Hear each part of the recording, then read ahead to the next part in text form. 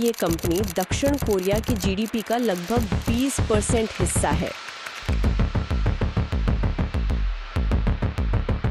दुनिया की सबसे ऊंची इमारत बुर्ज खलीफा, उसके कंस्ट्रक्शन में भी इनका बड़ा हाथ था।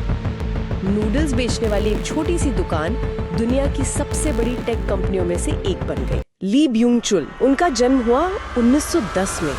वो दौर जब कोरिया पर जापान का कब्जा था। टोक्यो गए पढ़ने, पर पूरी नहीं की पढ़ाई।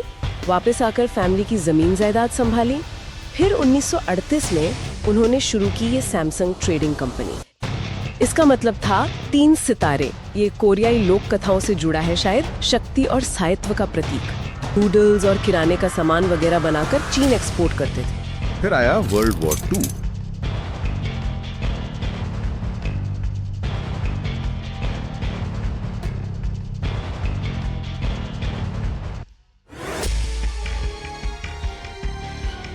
और उस वक्त जो जरूरी चीजों की डिमांड बढ़ी, उससे कंपनी को बढ़ने में काफी मदद मिली। युद्धों ने ही सैमसंग को शेप किया एक तरह से। 1950s में जब कोरियाई युद्ध हुआ तो उन्हें सियोल छोड़ना पड़ा, तो बुसान चले गए वो। शुगर रिफाइनरी खोली चेल जेजोंग, जो आज भी कोरिया की बहुत बड़ी फूड कंपनी। और फिर टेक्सटाइल में भी हाथ आजमाया, चेल मोजेक। तो यहीं से आप कह सकते हैं असल में डाइवर्सिफिकेशन शुरू हुआ। और देखिए, ये वो टाइम था जब दक्षिण कोरिया खुद को एक इंडस्ट्रियल पावर बनाने में लगा था। सरकार की एक पॉलिसी थी चेबोल वाली। देखिए, कोरिया युद्ध के बाद देश की अर्थव्यवस्था बिल्कुल तबाह हो चुकी थी, तो सरकार ने उसे दोबारा खड़ा करने के लिए एक खास मॉडल अपनाया। सरकार ने कुछ चुनिंदा बड़े व्यापारिक समूहों को चुना, जिन्हें कोरिया में चेबोल कहते हैं। सैमसंग उनमें से एक प्रमुख था। कम ब्याज पर लोन मिले, टैक्स में भारी छूट दी गई, लाइसेंस बहुत आसानी से मिल गए। सरकारी बैंकों और नीतियों ने पूरा समर्थन दिया। जो विदेशी सहायता मिलती थी ना, उसका पैसा भी इन कंपनियों की तरफ मोड़ा गया। सरकार की मदद से उन्होंने फिर बैंक खरीदे, बीमा कंपनियां, सीमेंट, फर्टिलाइजर, कई अलग अलग बिजनेस में हाथ डाला है। और फिर आया वो मोड़ जिसने सैमसंग की किस्मत हमेशा के लिए बदल दी। 1968 में इलेक्ट्रॉनिक्स में कदम रखना, क्योंकि उस वक्त जापान और पश्चिमी देशों का दबदबा था इस फील्ड में। और क्या तेजी से आगे बढ़े। सिर्फ 1.5 साल में पहला प्रोडक्ट ले आए, एक 12 इंच का ब्लैक एंड व्हाइट टीवी। और देखते ही देखते ये दुनिया के सबसे बड़े टीवी निर्माता बन गए। कमाल की बात यह है कि वो रुके नहीं। 1979 में माइक्रोवेव ले आए, 80 में एसी, 81 में कलर टीवी, 83 में पर्सनल कंप्यूटर। मतलब लगातार नए प्रोडक्ट्स। और 1993 तक मेमोरी चिप बनाने में दुनिया के नंबर 1 बन गए। और एक दिलचस्प बात बताऊं, 2007 का जो पहला आईफोन था ना, एप्पल वाला, उसकी जो चिप थी वो भी सैमसंग ने ही बनाई थी। मतलब एप्पल भी इन पर निर्भर था शुरुआत में। और जापान की सानियो के साथ पार्टनरशिप भी की, पीवी, माइक्रोवेव वगैरह बनाने के लिए। लेकिन फिर एक बड़ा टर्निंग पॉइंट आया 1974 में, जब उन्होंने कोरिया सेमीकंडक्टर में 50% हिस्सेदारी खरीदी। ये सिर्फ एक और डील नहीं थी, क्योंकि इसने उन्हें अपनी टेक्नोलॉजी डेवलप करने की ताकत दी। दूसरों पर निर्भर रहने के बजाय खुद इनोवेशन करने की चाबी मिल गई। और यही आगे चलकर स्मार्टफोन क्रांति के लिए बहुत जरूरी साबित हुआ। अगले 10 साल में ही देखिए, उन्होंने 50 लाख टीवी बना डाले। साथ ही वो शिप बिल्डिंग जैसे भारी उद्योगों में भी बड़े प्लेयर बन गए। और 1980 में टेलीकॉम हार्डवेयर में भी आ गए, स्विच बोर्ड से शुरुआत की, और 1988 आते आते अपना पहला मोबाइल फोन भी बना लिया। ये दिखाता है कि वो सिर्फ फॉलो नहीं कर रहे थे, टेक्नोलॉजी में आगे बढ़ रहे थे। स्क्रीन टेक्नोलॉजी में तो उनका पूरा दबदबा हो गया था। इलेक्ट्रॉनिक्स में महारत हासिल करने के बाद अगला बड़ा मैदान था मोबाइल फोन का। लेकिन यहाँ शुरुआत उतनी अच्छी नहीं रही। 1986 का पहला फोन SC100 और 88 का दूसरा HH100 दोनों ही नहीं चले, फ्लॉप हो गए।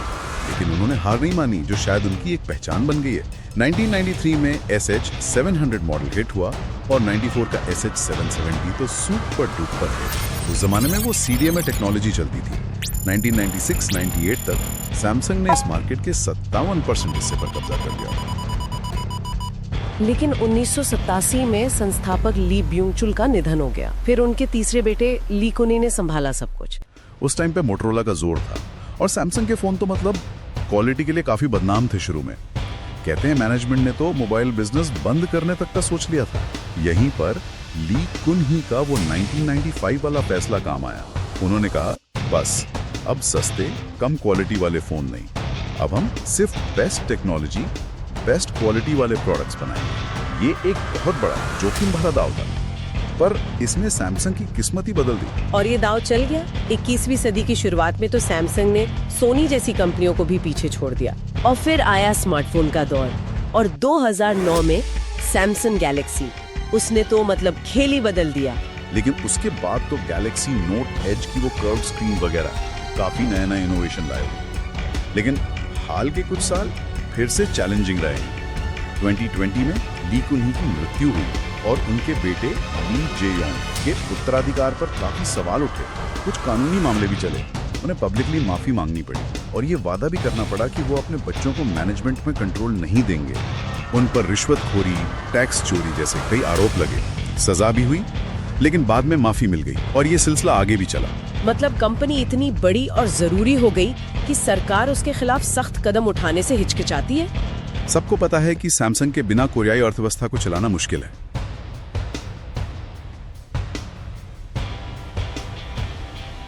पता चला कि सैमसंग जानबूझकर हजारों ऐप्स की परफॉर्मेंस को कम कर रहा था, शायद बैटरी बचाने या फोन गर्म ना हो इसलिए। लेकिन चालाकी ये थी कि जो बेंचमार्किंग ऐप्स होते हैं ना, जिनसे स्पीड टेस्ट करते हैं, उन पे कोई असर नहीं डाला, ताकि टेस्ट में स्कोर अच्छा है। और जब ये बात खुली तो Geekbench जैसे बड़े प्लेटफॉर्म्स ने सैमसंग के फ्लैगशिप फोन्स को अपनी लिस्ट से ही हटा दिया। सीईओ को फिर से माफी मांगनी पड़ी। इन सब चैलेंज के बावजूद सैमसंग की नजर तो भविष्य पर ही है, खासकर एआई और 5G पर। उनका एआई असिस्टेंट बिक्सबी तो पहले से ही है। 2022 तक उनकी योजना थी करीब $22 अरब इन्वेस्ट करने की एआई और 5G में। लेकिन इसका एक दूसरा पहलू भी है। देश की अर्थव्यवस्था कुछ ही गिनी चुनी कंपनियों पर बहुत ज्यादा निर्भर हो गई। सैमसंग अकेले जीडीपी का लगभग 20% है। ये निर्भरता थोड़ी खतरनाक भी हो सकती है ना। और आज भारत के नोएडा में दुनिया की सबसे बड़ी स्मार्टफोन फैक्ट्री भी सैमसंग की ही है। सैमसंग की सफलता में उनकी अपनी मेहनत, क्वालिटी पर जबरदस्त फोकस, जैसे एप्पल को चिप सप्लाई करना और लगातार बदलते बाजार के हिसाब से खुद को ढालने की जो उनकी क्षमता है, उसका भी बहुत बड़ा योगदान है। तो सैमसंग की कहानी से कुछ मुख्य रणनीतिक सबक मिलते हैं। पहला, मुश्किल वक्त में विविधीकरण यानी डाइवर्सिफिकेशन की ताकत। दूसरा, टेक्नोलॉजी और मैन्युफैक्चरिंग में महारत हासिल करने पर जोर।